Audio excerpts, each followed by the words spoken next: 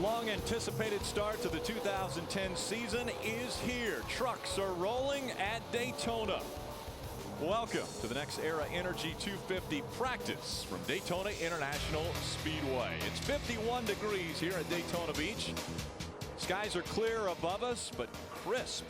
51. That's not a normal temperature for here in Florida. Hello, everyone. Rick Allen, Phil Parsons, Michael Waltrip with you once again for the 2010 season.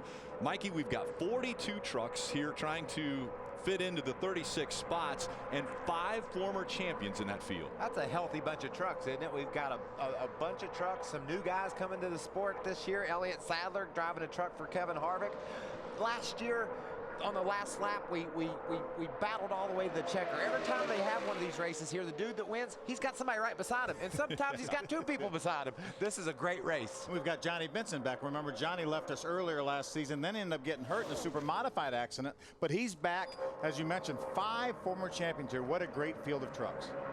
And we've got rule changes that took place in the off season. We're going to get you caught up on all of that.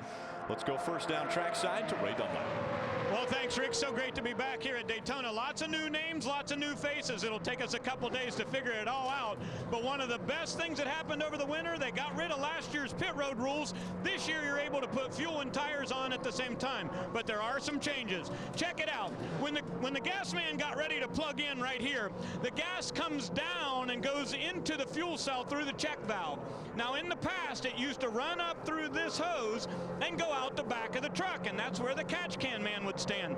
But look, on many of these trucks, there's no vent right there. Why? Because we've got a brand new apparatus this year. It's called a self-venting fuel can. Look at the end of this thing.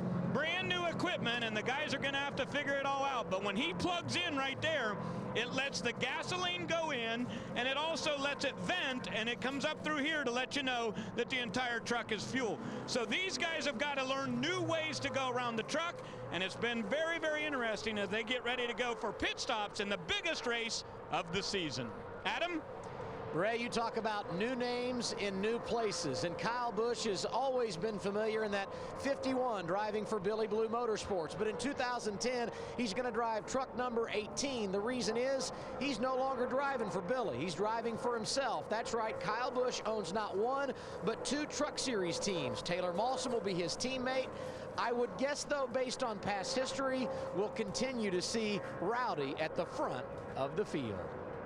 He's going to be strong, obviously, even though he's got his own team now that he has to manage and own. What a season he had last year. He won half the times he jumped in that 51 truck. 50%'s a pretty solid number. It's not bad. It's not bad. I'd take those numbers. Yeah. I started my own team a few years ago. It looks good on paper when you start it. Once you get all up in the middle of it, it's a little more challenging than you anticipated. Yeah, there's a different driver that will be piloting the 51 truck. Again, that's a Billy Blue truck, but Eric Almirola will slide over from the 15 to the 51. And in the 15 is one of those former champions that we talked about earlier. Yeah, Ted Musgrave. Great to have him back. There's our reigning champion and 4-time champion, Ron Hornaday, in the Longhorn Chevy for KHI. You know, Ron's been running around there by himself, running 3 or 4 laps, just without any drafting. You know, you try to figure out what a guy's trying to accomplish there. I think they're just making sure the splitter is working the way it's supposed to. Look at Ron's season last year. That's solid, isn't it? Incredible season. That summer stretch when he put those 5 wins together, he was actually behind when he started that summer stretch and when he won those 5 races, and he emerged on the other side of that with a fairly insurmountable lead. I know you kept saying that, you know, other people had a chance, and I kept arguing with you about, hey, but I just wanted, I missed you. We haven't done TV in a while, and I missed you. This is a good group. I love doing the Trucks on Speed, hanging around with you and Rick and all the I don't miss him as much because we did the ARCA race last week. It's not that I didn't miss him. Well, I appreciate that. We got Russell and Jimmy. Stat guys up in here trying to tell us stuff. 82 days since the last race, so it's been a while since we've been. That's just one of the things that Russell and Jimmy tell us. That information came to me thanks to Jimmy. You know, just following up a little bit further on what Ray had mentioned earlier with the self-venting gas can. they're allowing 6 to go over the wall. Now in the Nationwide Series and the Cup Series, they still have 7 that will go over the wall. But since they're implementing this new gas can that can do the self-venting, we don't need a catch can man. So we're going to be doing 1 pit stop where you can change tires and add fuel at the same time. You just don't have to have a catch can man. Or if you have the old form, then you've got to figure out how to change tires with only 3 guys, or with only 4 guys, as opposed to what they did before. Yeah, I think, again, it's a great move by NASCAR to get another person per team off pit road if they elect to do that. If this situation works right here, then I'm sure it's going to become mandatory. And this is really the test bed for all the 3 national divisions. We could very well see this same type apparatus in the Nationwide Series and the Sprint Cup Series down the road. And again, we're here for the entire 90 minutes of practice that will take place for the Truck Series. Right behind us, it will be the race hub. Randy Pemberton will walk you through the hub. David Gilliland will join him in studio, and Bob Dillner will give us the updates from right here in Daytona. And then tomorrow, 9 a.m., it gets kicked off with a 2-hour practice for the Camping World Truck Series. Race day at 1 o'clock. Gatorade Duel at 2 o'clock. Who will start where in the Daytona 500? You'll find out after the Gatorade Duel. And then qualifying for the Camping World Truck Series wraps it all up at 6:30 p.m. Huge day on speed tomorrow. Not only are you going to find out where you start, you're going to find out who starts. If you start. And there are a lot of question marks still surrounding who will be in the Daytona 500 this year. We'll be back. We're back. Oh, yeah. Speed presentation of NASCAR Camping World Truck Series practice from Daytona is brought to you by Camping World. Introducing the all-new Coleman travel trailers, now available at Camping World. By Hershey's Milk and Milkshakes. Try a new way to indulge in Hershey's. And by the Sponsifier. Visit ToyotaRacing.com starting February 12th and enter your design. That's fun, isn't it? Did you see Denny Hamlin's commercial where he got to be he advertised love on his Toyota? Yeah. Martin Truex is going to be a great big old pot holder. And you can go online and create your own car that you're going to race. That's fun. That's a good looking truck, isn't it? It certainly is. All Eric colorful. And remember, Eric actually ran the 51 truck some last year when Kyle Busch wasn't driving it. So he's no stranger to the number, but he certainly was a semi-regular last year for Billy Blue. Wouldn't you say these cats will get to pit road here pretty quick, Phil? That thing's bottoming out more than normal. Yeah, you don't mind it hitting a little bit in some of the bumpier places, but as you mentioned, that's a little bit too much. There's Richie Waters, but hey, we're not going to certainly argue with what Richie says. We've been bitten by that too many times. We should just ask Richie what he thinks. All right, we'll bring it in and we'll look at everything. I'm probably just going to put it around. Look how hard it's hit, but we're just going to round the front up a little bit, all right? I think he was listening to us, don't you?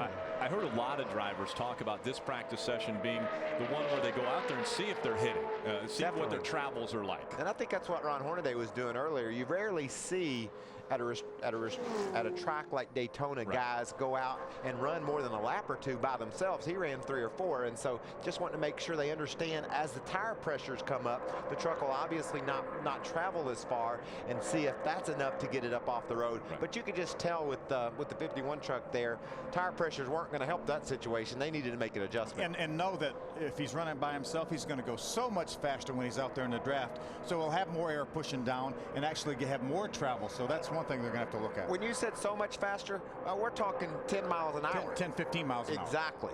Ray Dunlap. And Mike, you said you wanted to go out there and check out the field. How's the 5 truck? It's really, really good. You know, we came here with a plan, and we're sticking to our plan. We went out and run 4 or 5 laps, and now we're going to change the setup, and we're going to run another 4 or 5 laps, and then evaluate exactly where we want to be. We really never got the nose down right there, but I got a good feel as what we started with and what we raced last year. So just happy to have international trucks and Monaco RVs on our Tundra this year, and we're looking forward to a lot of great things. And last year he had to remember about 5 or 6 different sponsors. Should be a lot simpler for the driver this year too. Let's check in with Adam. Ron Hornaday is a 4-time champion, but he has never won at Daytona. A handful of laps under your belt. What did you learn, Ron? Why'd you bring that up? I've never won here. You run good here. I'm trying to motivate you. Well, this kind of you got to come down here and you got to worry about points first. You know, you got to get out there and this sets the season. You just got to get some good points. So another new truck. I mean, by ourselves, not bad. So it's the best we've been in a long time, by ourselves. So we'll get some drafting here in a bit, and we'll find out how she really is. Biggest story of the offseason, Rick Wren, your crew chief from a year ago, is gone. Dave Fuge is in. Talk about that transition and how the two of you are working together. I mean, Dave and I go way back. I mean, he's kind of a West Coast guy too, and I've raced against him a lot. And I drove his truck when Mike Bliss won the championship, and we finished. I think I won a race, and Bliss won the championship. So we'll be just fine. I mean, Kevin ain't gonna let us fail, that's for sure. I mean, with Longhorn and Moist Snuff and Chevrolet and ECR Motors, we'll be fine. And who's spotting for you? I see Corelli down here. Did Corelli ever spot for me? I didn't know that. Oh yeah, he did. Yeah. We got Bob Jeffries up there. Bob and I go way back, and he's so much fun. All he does is laugh when you make moves, so he makes it fun. So you got Jeffries on the spotter stand and a wealth of knowledge down here. They are not hurting for depth that Kevin Harvick incorporated in 2010. I like Ron kept saying they all go way back. That means that you've been around a while. I see people in the garage area every day. I think we go way back. Yeah, that was also Ernie Cope standing there with Dave Fuge and Rick Corelli, who is the crew chief on Kevin Harvick's nationwide car. He's a new team owner right there. Yep, joining Kyle Busch Motorsports for this race. It's got to be fun for Kyle driving out there in his truck for the first time, getting a chance to see how all the hard work and preparation during the off season has gone, what kind of speed they've got. Can he, and I'm going to say yes, I'm going to answer my own question, can he perform like he did a year ago? Hey, I want to ask you, Michael, because obviously you drive your own equipment, and for years you drove somebody else's stuff. Does Kyle Busch's attitude or philosophy change now that he owns that truck? I'd say as to how it was last year? I'd say not. When I owned my nationwide cars throughout my career as well, and when I'd get in those things, that was just for fun, and there was no pressure. You obviously wanted to win, and we were able to win in our nationwide cars, but it's different. He makes a living being a Cup guy. That's what his whole focus is about. This is just a chance for him to dabble in team ownership, learn a little bit about how it feels to bring all the guys together and build a truck and come and race it yourself. It's all fun, I think, and until they throw that green flag, and then it's all going to be about just simply about winning. You talked about Kyle Busch. His main job is driving the Cup car. We've got another Cup driver in the field. He's with Ray. And Rick, Adam was talking about the depth over at KHI. I think we could add this guy's name to that list. Elliot Sadler, welcome to the Truck Series. Glad to have you.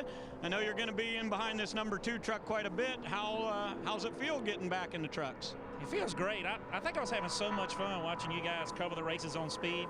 It's like, I got to try that kind of racing. So Kevin and Dillon, I talked to them this winter, and they gave me a great chance to come to KHI and run some races. We're going to run, 8 or 9 races this year with them. Hunt Brothers is on for the Daytona race, and truck feels good. It's fun to get back in. It's got a lot of throttle response from what I'm used to in the Cup car. And right now we're just making some runs with it, clearancing out everything, getting the inside ready for me, and then we'll go there and draft a little bit. Okay, is there anybody in particular you want to get in the group with first, or have you studied the field here and sized up your competition? Well, I went to my teammate Hornaday, and I was like, all right, what do I have to do? Do I need the truck to run good here? Do I need to do this? Just drive it. I'm like, all right, I'm just going to drive it then. So that's the best advice I've gotten so far from my teammates. So we'll see. They got a lot of great drivers in this truck series. They've always put on a great race here at Daytona. And, I like this racetrack. I've always run good here in the Cup car. And would love to carry this thing to victory lane. So, that's why I told Kevin and Delana what I want to do. Come here, try to win races, run up front. And we're going to try to hopefully start doing that this weekend. All right, we wish you good luck. Elliot Sadler in the 2, and Kevin Harvick will drive that truck a good bit. They say it's going to run every race. We're still waiting to hear who the 3rd driver will be in the 2. Michael, he used a term called clearanced it out. Now, is that something close to what you would say? And he also said he's going to carry it to victory lane. I know you say science it out all the time, so I didn't know if you guys have been working on truck terminology. We'll be back with more practice.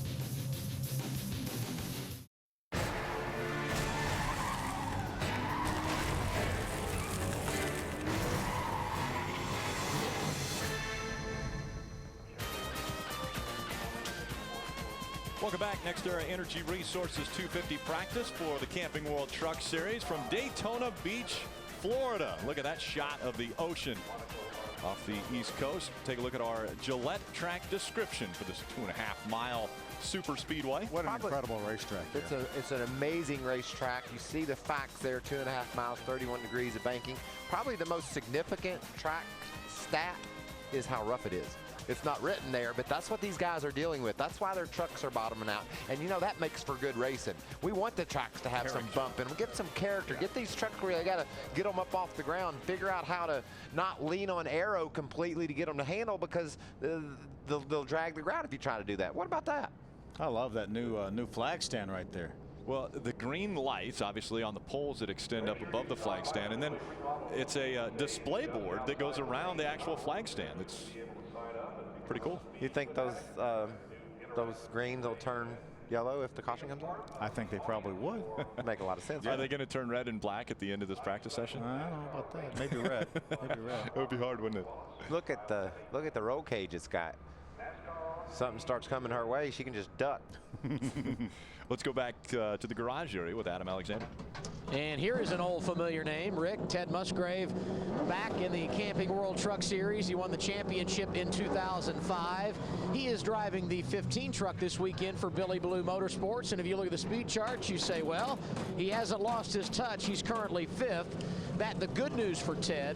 The bad news is he hit some debris on the track and they tore up the tailpipes on the right side. So despite the fact he was good on track, they do have some work to do. And the good news is we've still got another 70 minutes left in this practice session, so they will have an opportunity to get Ted back on track. But it is good to see him here at Daytona and inside the truck. HopeForHaiti.com on board with Ted Musgrave. You see Mike Skinner out of his race truck. Practice continues for the Camping World Truck Series right now. A lot of work in the garage going on. This February, Bull Run returns to speed for a grueling new season. Bill Goldberg will push 12 teams of drivers almost 4,000 miles to see who cracks first. The stakes are high, $200 grand in cash. The challenges are wilder and the competition is even meaner. That's Bull Run. Season premiere Thursday, February 18th, 10 p.m. right here on Speed. 200 grand. Can we get in on that? I don't know if I want Bill Goldberg pushing on me, though. Yeah. I don't know if I can handle that. I like to watch him, though. This is Brett Butler here. Good looking truck, the 47, fueldoctor.com on board with Brett. Driving for Bobby Dotter. You know, it's really amazing. These guys have been all winter long waiting to get on the racetrack or whatever. And practice has been going on for 23 minutes, and there's hardly anybody on the racetrack. Couldn't wait to get on the track. Couldn't wait to get down here to get on the track. Well, and a lot of drivers were talking about they didn't think there'd be many single truck runs. They thought there'd be mostly a lot of trucks on the racetrack doing drafting and different things on the track, and then tomorrow morning maybe do your single track or your single truck runs. You only have 5 sets of tires. Is that an issue? That could be key.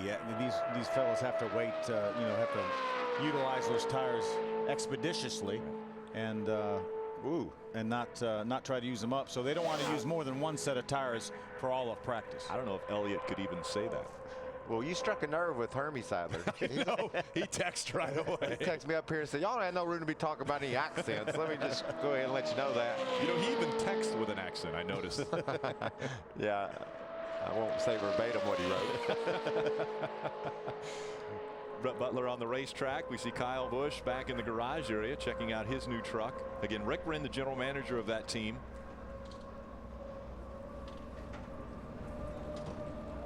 You know, as you mentioned, it has to be pretty exciting, though, for Kyle. He's had some late model cars of his own. Actually, he's done quite well this winter. I think he won the Snowball Derby with his own late model, but first time really to have an on-track test, and that he's actually looking at his other truck right now that Tayler Malsam drives. Well, we've seen him, Phil, every time during practice he climbs out of his truck and gets up under it with Richie last year with Richie Waters and really looked and seen what all was happening with his truck. So obviously very hands-on when it comes to how those trucks are adjusted or tuned, and to be able to be the man and own the stuff and be able to work on it and drive, do it all. That's got to be fun, like you said. He's doing his work on 4 wheels. That's Kyle Busch. We've got a guy who, well, probably is more comfortable on 2 wheels. Standing by with Adam. Ricky Carmichael makes his return to the Camping World Truck Series in 2010, running full-time this season. Everything looks the same, the Monster sponsorship, the number 4, but some changes for you. Talk about them. Yeah, it's awesome. Turner Motorsports, Monster Energy Chevrolet got a multi-year deal, so I'm excited, man. This truck is really, really fast. We're a little too low there, but that was a good lap. That was a legit lap, and man, I just these guys have been working hard. They've had all off season to work, and we got to come out. We got to come out of the box strong and maintain that through the season. So this is my breakout year. I got to make it happen. I think last year the most consecutive races you ran at one time was 4.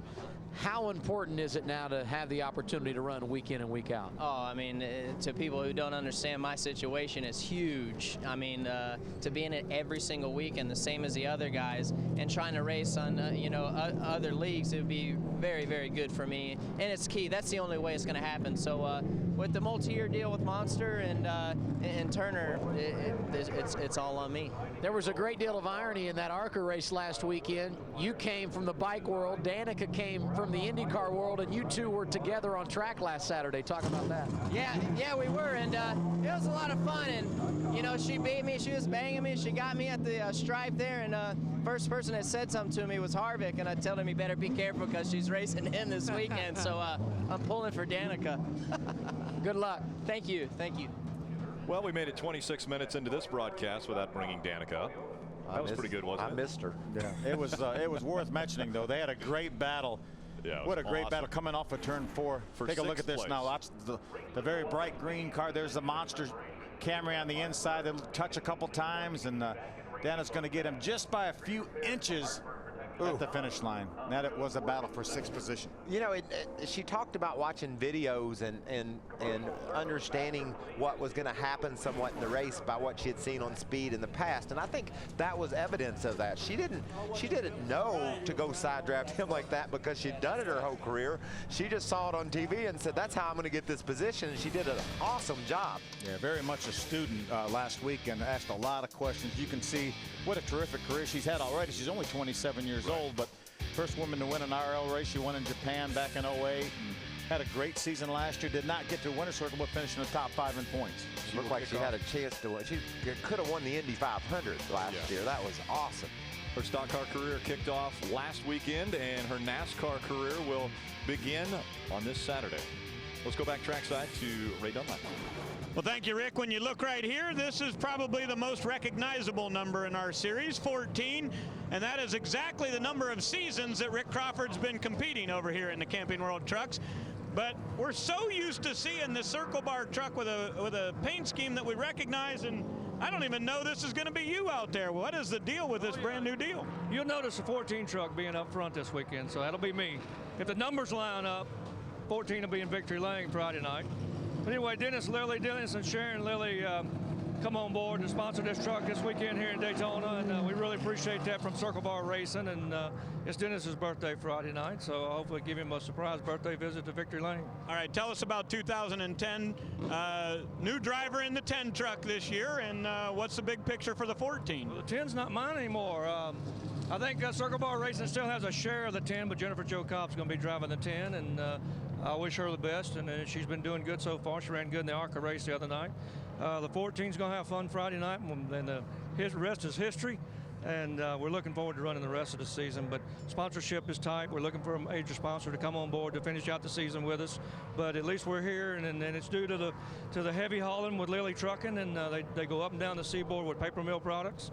And if you see those big shiny blue silver rigs with all them axles under it hauling the heavy loads, that's Lilly Trucking. All right, we appreciate it, Rick. A different look for Rick Crawford down here, but sure great to have the 14 back in Daytona, a former winner here on the 2.5-mile racetrack. Yeah, Ray, he is familiar with making his way to Victory Lane. In 2003, the first truck race on Speed, it was Rick Crawford who won the 3-wide battle to the stripe and ended up in Victory Lane.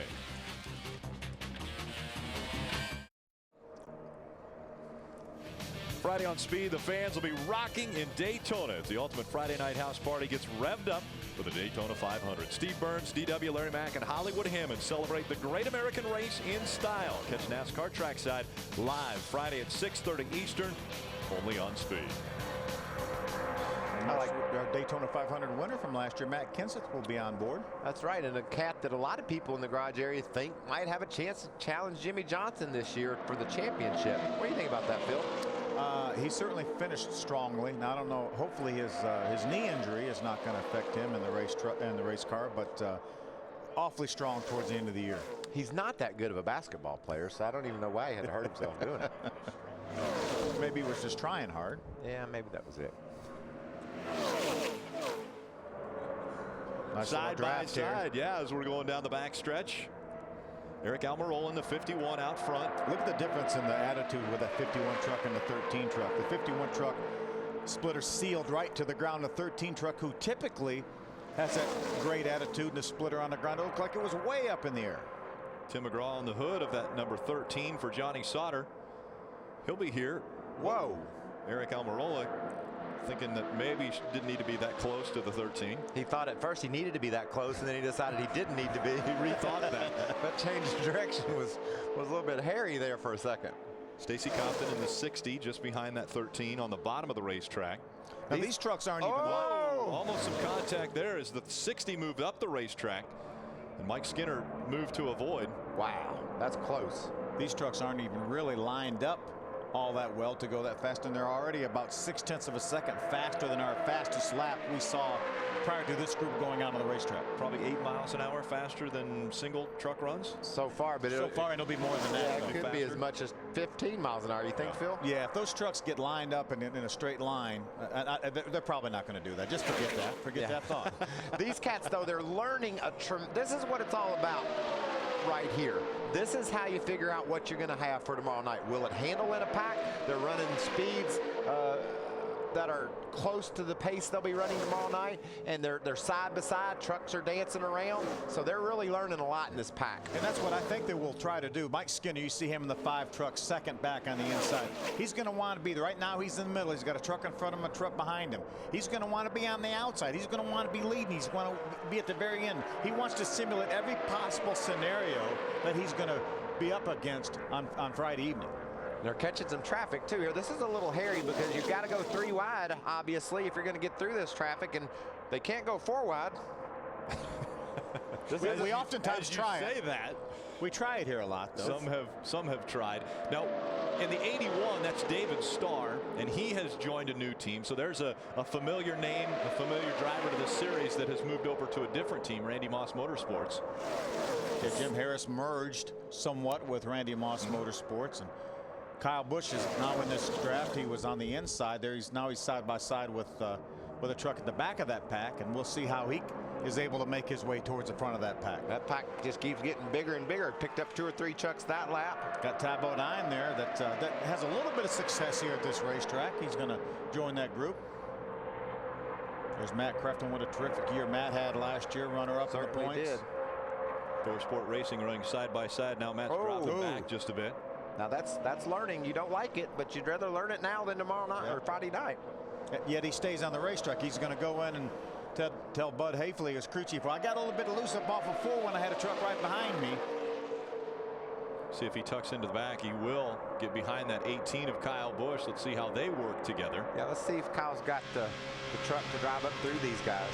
We're riding along with Kyle Busch, that number 18. There's a They're going to pedal just a little bit. There's Max Papis trying to join the group in the Geico Toyota. He's got a Gecko on the hood. And then, somebody had Tim McGraw on their hood. It was Timothy Peters that just went by the 17 K&N truck. Not that those two have anything to do with anything, but I don't even really know why I said that. He's going to be here singing, That's Tim right. McGraw. He is, yeah. For On the Sunday. Daytona 500. He's got a ticket package you can buy. Didn't they put together a ticket package for you here? Yeah. That's what I thought. It's been fun. They sold a few tickets. I'm going to go out and have a party with the fans prior to the race. We're going to eat cake, drink some Cokes. You're going to do that Sunday morning? Sunday morning. Excellent. On the super stretch. Yeah. 17th in points in just 15 starts for Kyle Busch. It was impressive. You can get a ticket and come if you like. I might do that. Yeah, it'd be fun. Yeah. We're going to give away some easy grills too. Excellent. Daytona International Speedway put it all together. Will I get a discount because I know you? Yeah, it's only $129. Well, I'm in. I'm in there. You get to see the Daytona 500, have a party. That's a deal. Meet you? Meet me.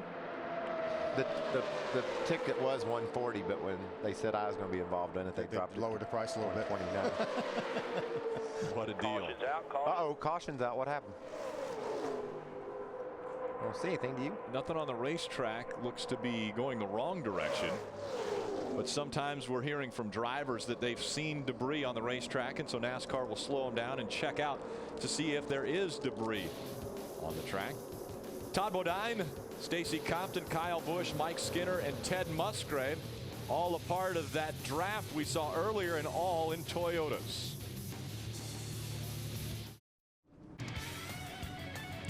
Coming up next right here on Speed, it'll be the final edition of NASCAR Race Hub for this week. And then tomorrow we kick it off at 9 o'clock in the morning with final practice for the Camping World Truck Series. NASCAR race day at 1. The Gatorade Duel at 2 o'clock to set the field for the 500. And then NASCAR Victory Lane will follow that up at 5:30. And we will qualify to find out which 36 trucks will start the Camping World Truck Series race on Friday evening. Under caution, again, they are checking the track for debris. Trucks have made their way back into the garage to make some adjustments. They'll be headed back out.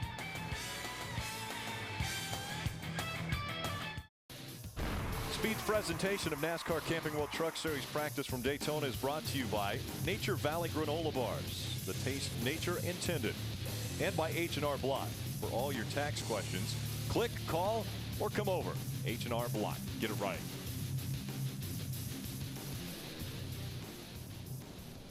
Let's go back trackside to Ray Dunlap. Oh, hey guys, we are just looking at Todd Bodine's truck right here, this Geico number 30. They're doing a little bit of spring work on the front of this, and obviously when you start talking about Todd and super speedways, this team the best that we have seen in a long time. Todd Bodine, the only driver with back-to-back wins right here at Daytona, but you'll see on the side of the truck this year a little bit of a different paint scheme. He's got Geico on it, but it is the reverse paint scheme of his teammate Max Papis. Now we've seen Max out on the racetrack, currently 11th on the speed charts, but Todd's saying he really likes the way his truck gets in and through the center of the racetrack. They just changed something on the front springs there. Todd's about ready to head back to the track. Great to see a sponsor on board that 30 truck. They kind of patched the season together last year. Still had a great season, won races. Well, he's won this race 2 times in a row. The last 2 times, Todd Bodine has been your victor. Michael, we were talking about the Gatorade Duel tomorrow, and I know this is the first time in a lot of years that you actually have to race your way in to the Daytona 500 field. How does that feel? I mean, it's hard to explain. I've had to do it too. It's really hard to explain to our viewers, you know, what that feels like. Well, it's a huge challenge, and you've got to tune into Speed tomorrow and watch. These cars are fast. They've got the biggest plates they've had on them since the 80s. The track is a challenge. The cars are all over the place. It'll be interestingly enough for me, I've had trouble going down the back straightaway so far. I've wound up backwards 3 times, and that's the only straight place on the whole track. It's straight. So hopefully we can get that squared away and have a great day tomorrow. But Phil, I'm just so confident. I know my car's fast. I love the way the Napa Toyota feels, and I feel good. I'm ready. Good. Black number 3 back on the racetrack. That's a great sight. Austin Dillon behind the wheel this year. It's a good looking truck, isn't it? Yeah, made his debut last year. Had a couple top 15 finishes, and then was going to run the race at Talladega, and had qualified for the race, but then was deemed too low in post qualifying inspection and was disqualified. He did not have any points to fall back on at that time, so he did not make the field. You know what should be really fun is to follow Austin Dillon this year in the Camping World Truck Series. He actually is doing a diary at speedtv.com, kind of logging his season, so you can follow along with Austin Dillon and get a look into what it's like to be a 19-year-old driver in the Camping World Truck Series, and that's at speedtv.com. You know, you want to tune into the setup Friday night at 7:30 with Chris Devoto, because we're going to follow Austin for a day. He is a freshman at High Point University, near his hometown in High Point, North Carolina. And we're going to follow him for a day. What a day in the life of a freshman at High Point University is like. I'd actually like to see that, because I'm not really sure I remember that much of my freshman year of college. That was a long time ago. I don't remember my freshman year either. Did you have one? No. That might be why your memory's a little vague about that point. All my friends went off to the University of Kentucky, and I went with them. I just didn't enroll. Adam had a better time than they did. Adam Alexander. It was okay my freshman year, Rick, and we should tell you that Stacy Compton is here in Daytona. That is the good news. But it was some scary times this week because you weren't on the entry list, and I guess there's a good reason why. Well, we didn't know that until yesterday, and we started getting some calls, and I was already here.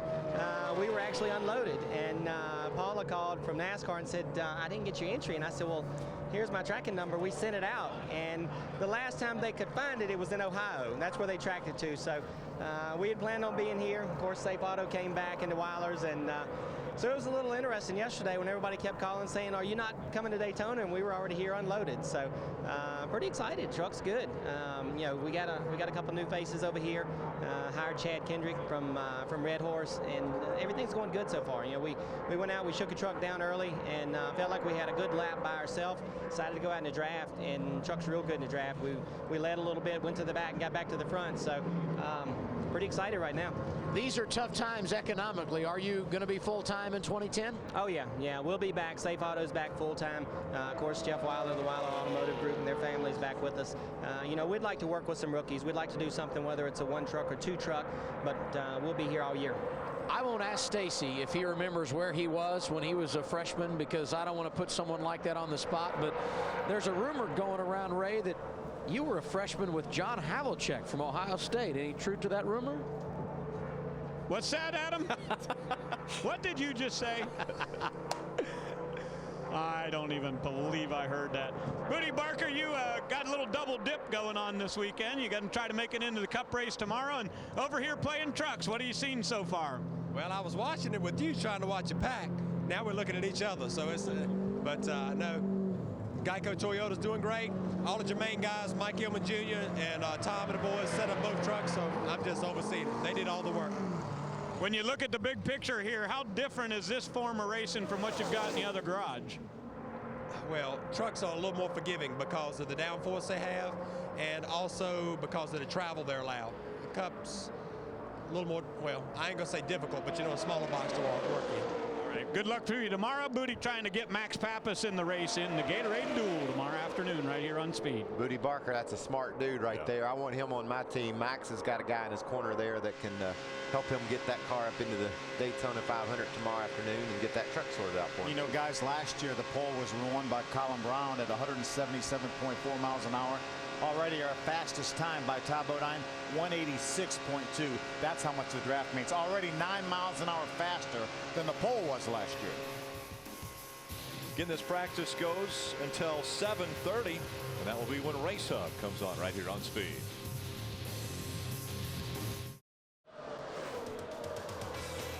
It's the wildest collection of talent ever assembled at trackside.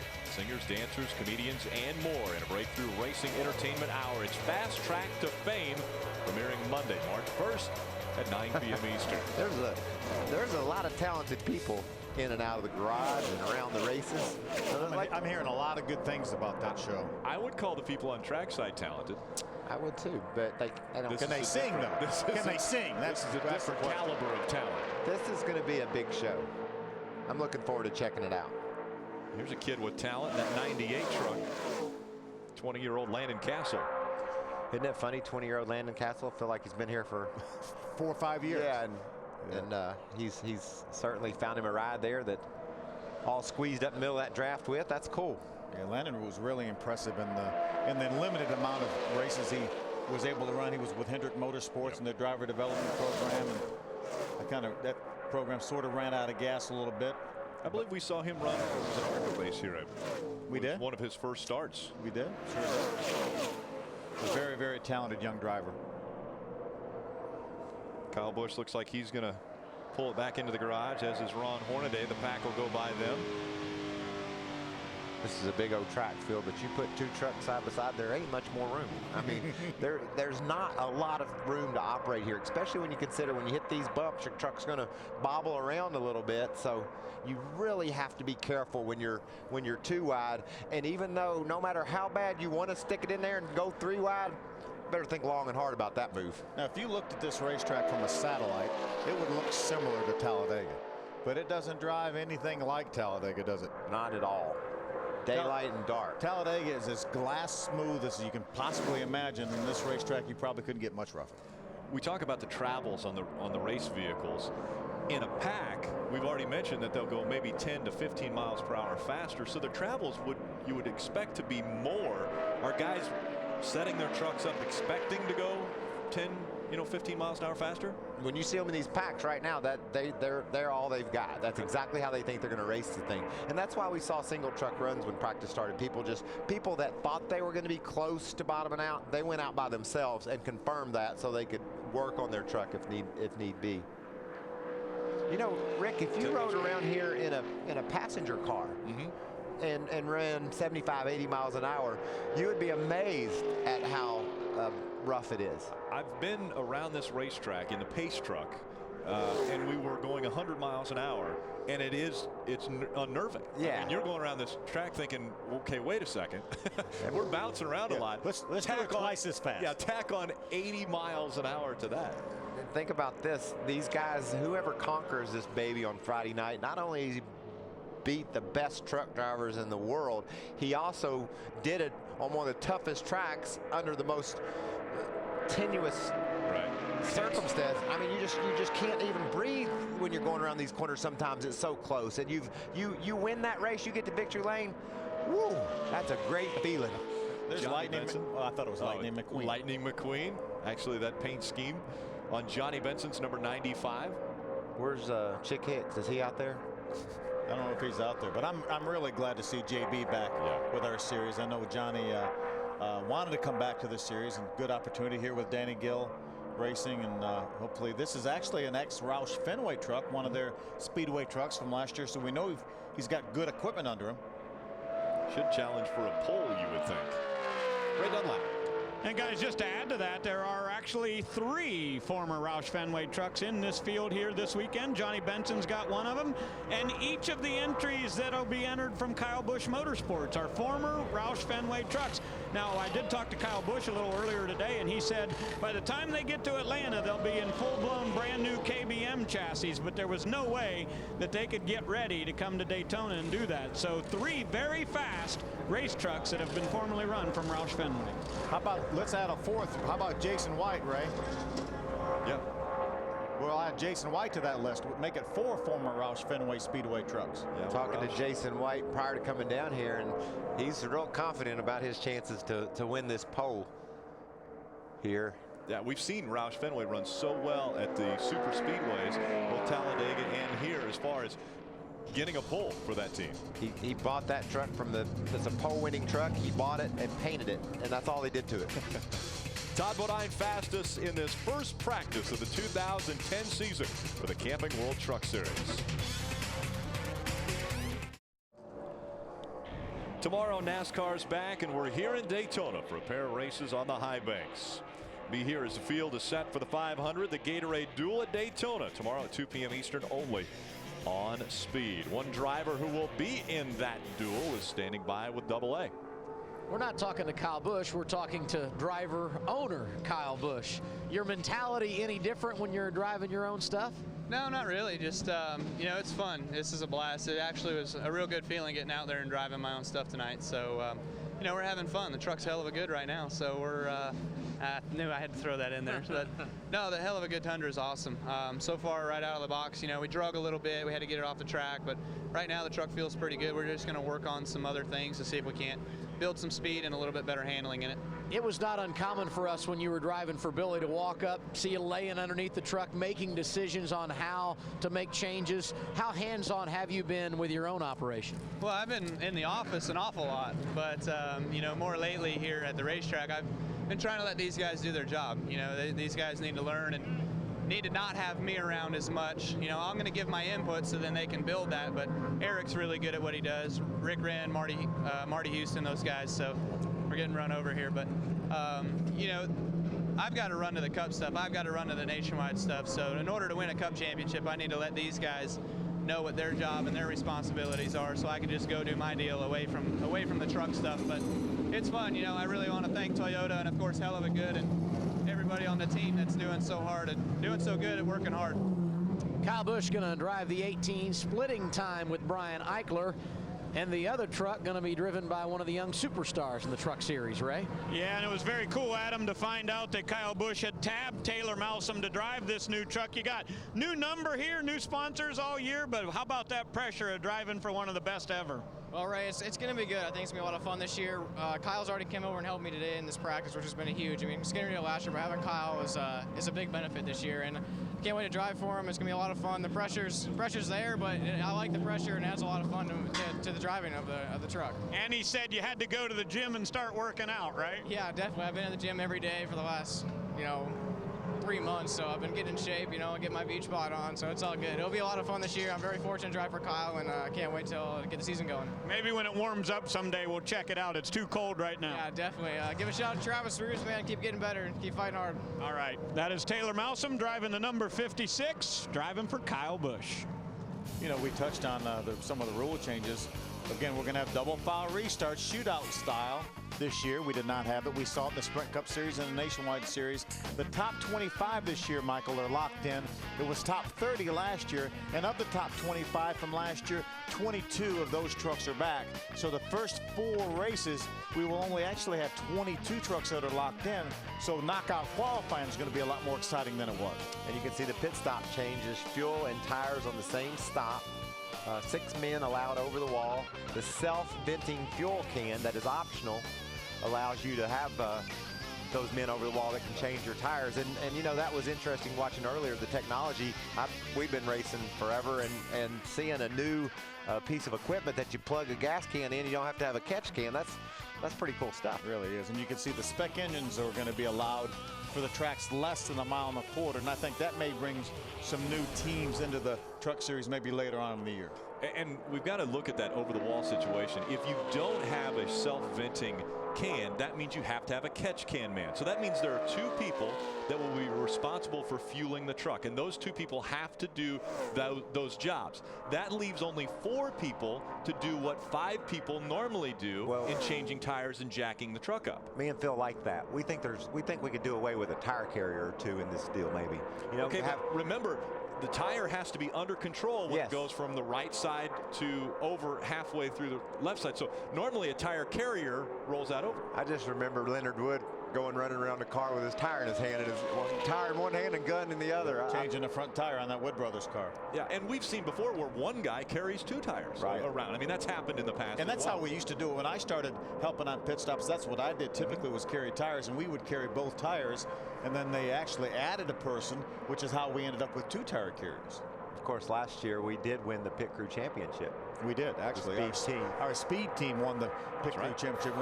We had the drummer from OAR, Chris, helping us. Brian Vickers was part of our team, and we took home all the hardware. Tell him, Phil. We continue with practice from Daytona right here.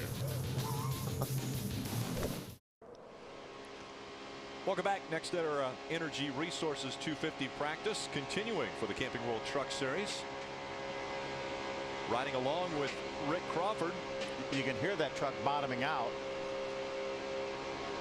You can also hear that motor really wanting to run. It's got some air. Those guys up ahead are breaking the wind for him, and he's pulling right up on the back of Todd Bodine. Watch him catch those trucks. Todd's going to pull off. Rick's going to pull to the inside of David Starr in the Zachary Toyota. Elliot Sadler has been up on that high side the last. Pretty close there between he and David Starr. I think got a little loose getting in, huh? I think those bumps maybe helped induce that a little bit as well. That's not the speed you're supposed to be going when you come onto pit road. Matt Crafton decided to make the hard left. Saw something he didn't like. Yeah, and he's actually passed by the entrance to the garage area and going down to the end of pit road now. Riding along with Elliot Sadler, looking back at the pack behind him. He was running about 180 when he went past the entrance to the garage. That was one of the reasons he didn't turn in. You see Elliot right on the back bumper of Eric Almirola in that 51. We've seen that for a couple laps now. Yeah, I think Elliot has the idea he wants to drive up on the outside of Almirola, but he hadn't made the move yet. He must really like the way that truck's handling, though, because he's been able to move it around and put it in different positions to try to understand. You know, he's learning a lot right now. He's making sure he understands what this thing will do. He hasn't been out to one of these things in a while. And it's a bit of an adjustment. These trucks punch such a big hole in the air that they don't quite drive the same as a Nationwide car or a Sprint Cup They car. don't, and they got a lot of power, you know, so you've got to make sure you understand what your closing rate's like. What is the best way to get around a guy? Do you want to hang and try to get under him, or do you want to run up on the outside? So he's just going through a dozen things with this truck right now. Every lap he runs, he's making mental notes of where he went and how it worked. And the terminology we hear a lot when we come to this racetrack is bump drafting. But in the trucks, the bumpers don't line up, so you can't do that. Well, they'll do it. Yeah, they'll do it anyway. You shouldn't do it. You shouldn't do it, but they do it somewhat, and they don't. The bumpers do not line up very well, but these trucks will have about 150 more horsepower in this configuration than the Sprint Cup cars will. Can you imagine that? 150 more. That's what Elliot's trying to deal with right now. It's Elliot looking back on the 15 of Ted Musgrave. His teammate out front of this pack, Rick Almirola in the 51. Man, we've had some changes coming into 010. I was just thinking the same thing. Great to have Teddy Musgrave back, though. Certainly is. Look at him. He's digging, too. Let's go back into the garage and Adam Alexander. And let's hear from Landon Castle. You guys talked about the fact he's a talented driver. He's shown that on track 6 quick. So how have things been to this point? It's been good. I mean, the guys at ThorSport put together this easy-to-install.com Chevy at the last minute, and they did a great job. The truck drives fine, and we got a Hendrick engine in, and it's just, it feels good. I mean, we're just dialing in the balance and trying to get the splitter down and you know, get me used to this racetrack. So I'm just glad to be here. We typically see trucks at Daytona that won't be around for the full season. What are your plans? Right now we're just, right now we're focused on Daytona, obviously, and we got some things working for the for some more races, but obviously we don't have anything to announce, and like everybody else in the garage, we're working on stuff. So you just got to keep working hard and stay at it and keep praying. Crafton and Sauter, a great story for ThorSport in 2009, and Landon Castle joins him in 2010. Nelson PK out there in the one truck. The Nelson draft PK Jr.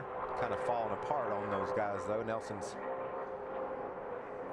He had a great run going in the ARCA race last weekend on Saturday, and he was actually the car that got together with Danica Patrick and sent her down through the infield. And then I think it had damaged his car somewhat because he was running somewhere around the top 5 when that happened, and then he kind of faded from the scene. But a nice job, and he was really under the weather last Saturday too. He had taken some fluids, was fighting off a bit of a flu bug. Waving his hand there, letting the 28 truck of L.W. Miller know that he's done running for now. A lot higher, the splitter, a lot higher than the racetrack. That's the highest Yeah, we've seen any truck, isn't it?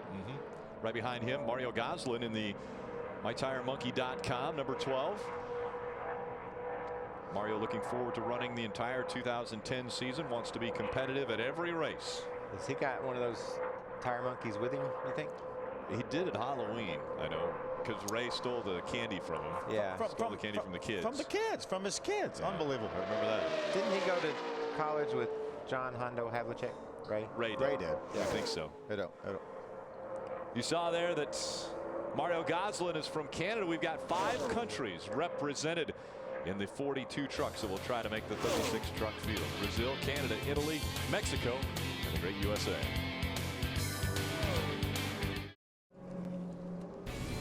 Friday the trucks are back, and we're there in Daytona for the clashes, crashes, and high-banked excitement. Don't miss the NASCAR Camping World Truck Series opener Friday, 7:30 Eastern, only on Speed.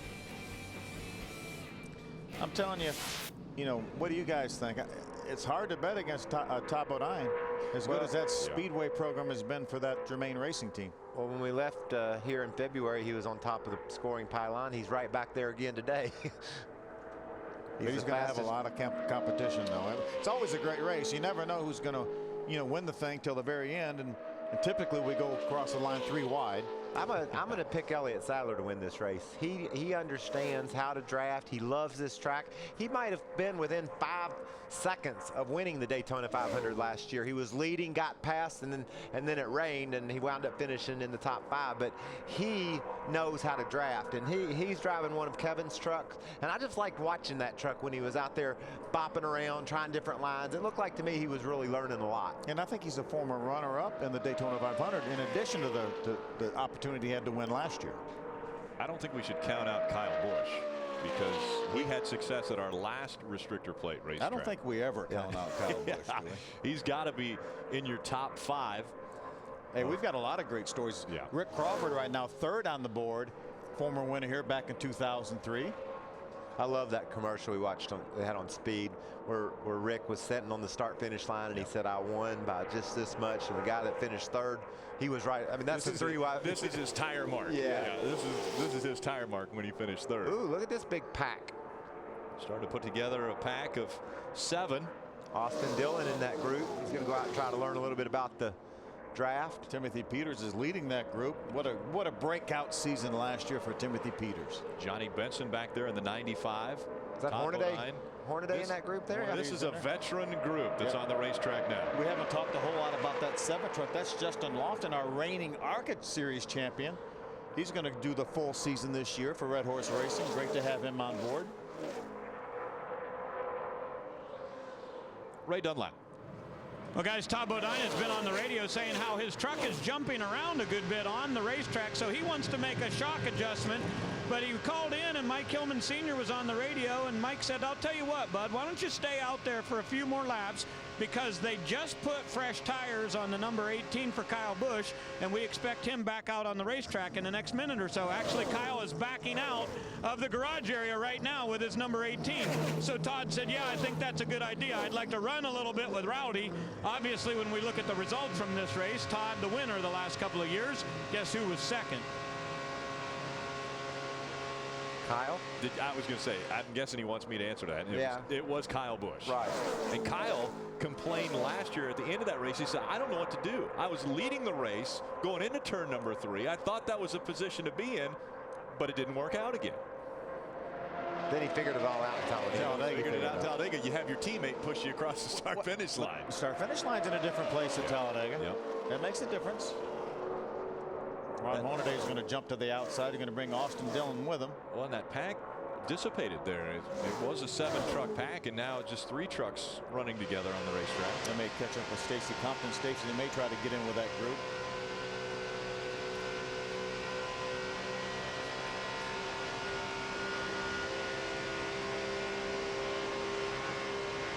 There's a little bit of that bump drafting they're not supposed to be doing. Yeah, you certainly flirt with disaster when you do that, Phil. You know, you just misjudge it any small bit at all, and you're going to turn a guy around. But we saw how much ground that Todd lost. He picked up Stacy Compton, jumped behind him, bumped him a little bit, and look, by the time they go half a lap, they already have enough momentum to pull to the outside of the truck. They were way behind. I think this is choreographed, getting Austin out there with Hornaday and trying to have Ron maybe watch what Austin does and show him some different moves so that he could speed up the learning curve a little bit. And Stacy and Todd just messed it all up. They had it all worked out, didn't they? They had it scienced out. Just under 15 minutes remaining in this first practice from Daytona International Speedway. 40 of the 42 have already been on the racetrack and run laps. The only 2 that haven't been out there, Justin Hobgood in the 53 and Wayne Edwards in the 89. At the bottom of the hour, it is NASCAR Race Hub. Randy Pemberton, David Gillen will stop by, and Bob Dillner gives the updates from right here at Daytona. Stay with us. Speed's presentation of NASCAR Camping World Truck Series practice from Daytona is brought to you by Camping World. Introducing the all-new Coleman Travel Trailers, now available at Camping World. By the Sponsifier. Visit ToyotaRacing.com starting February 12th and enter your design. And by Hershey's Milk and Milkshakes. Try a new way to indulge in Hershey's. Big pack of trucks there. This is way more indicative of what we're going to see Friday night. Tack on about 20 more trucks. Austin Dillon hopes he sees a lot of that Friday night. Austin decides to drop off the racetrack. Just before we came back, take a look at this. A little bit loose right there, coming up off of 4 for Austin. Had Kyle Busch tucked right up behind him. Then he a little bit of a nudge right there, and that you see how that doesn't really work that well, especially as they enter the travel here, which is very much a turn. The travel is not a straightaway like the backstretch. It's very much a turn, even though, like you said, we see more wrecks, I think, in the backstretch when it's straight than we do in the trial. We've pretty much proven beyond a shadow of a doubt we can wreck anywhere on this racetrack. Every square inch. I think everybody that has ever been here can pretty much say they have too. See Mike Skinner, the 5 truck, back out there. There's Timothy Peters, the 17, Max Papis in the 9.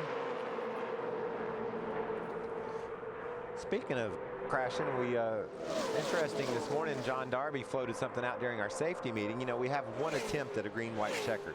They throw the green, and if the caution comes out before you get back to the white, the race is over. Or anytime, yeah, excuse me.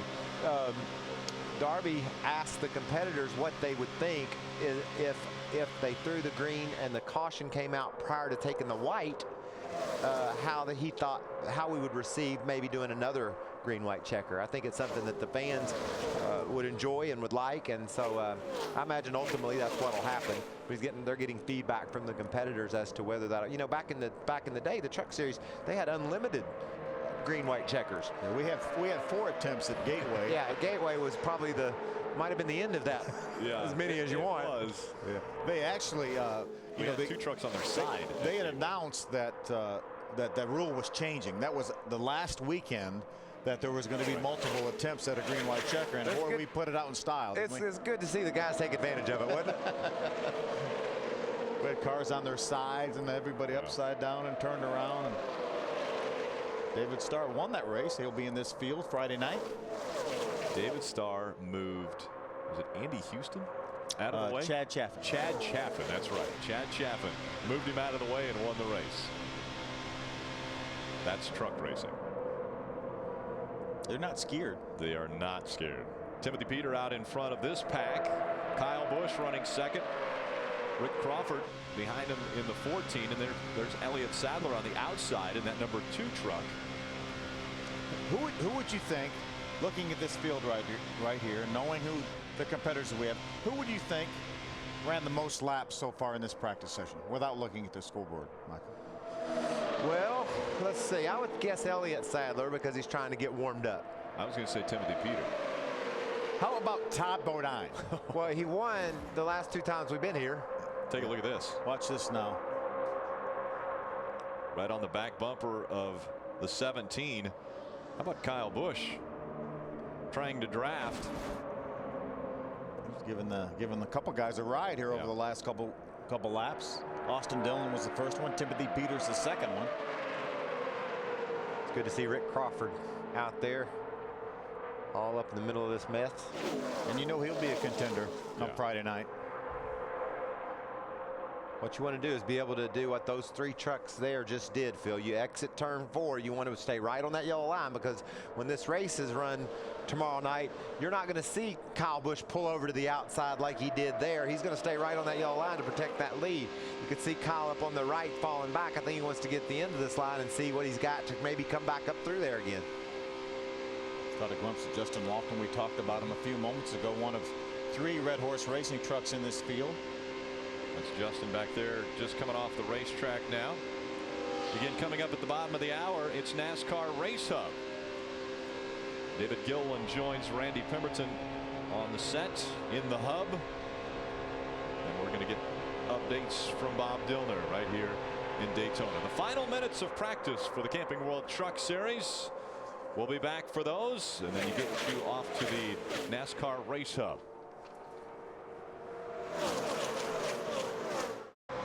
Final 3 minutes of the Nextera Energy Resources 250 practice for the Camping World Truck Series, and things are heating up on the racetrack. Remember, we're very, very similar to what time this race will run tomorrow night, so the conditions are about as close as these guys are going to see for Friday night's race. Remember Kyle Busch falling back to the right? Now he's driven back to the left and in the front. Make his way by Norm Benning in that 57.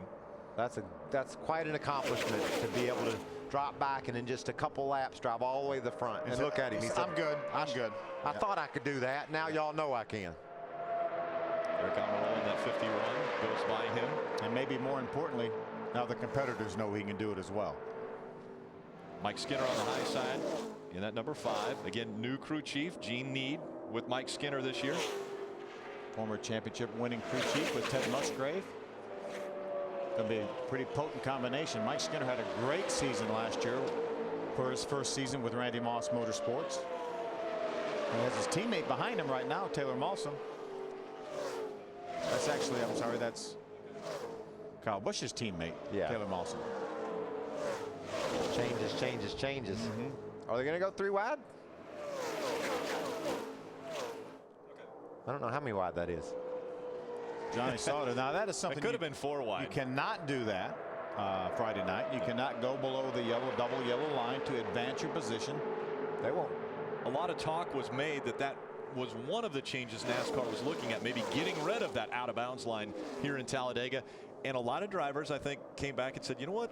I think we'd feel a little better if we had that out of bounds. Roughly 99% of the drivers said we need to keep that. Who was the one that said no? I think I know, but I'm not sure. 1 minute remaining for. The reason why that yellow line's there is because eventually, if that yellow line wasn't there, you'd have to make a right before you made the left to get back up on the track. Because people would, there's already an out of bounds. It's the grass, but it's over too far. So they just moved it with the yellow line, and it makes things a lot more sanitary when you get down to the corner and you don't have guys trying to merge up into the turn. You know what we have seen, though? We have seen coming to the tri-oval, guys go to the left and go below that double yellow line to try to improve their position at the end of the race. I know that was another thing that was talked about. Yeah, that's not allowed. So. And it's not, yeah. And Danica showed the other night or the other afternoon in the ARCA race why it's not allowed. you can go through the grass. You'll get spun out. Yeah. They really don't have grass tires on these. Nope. Hey, 49's coming to a halt.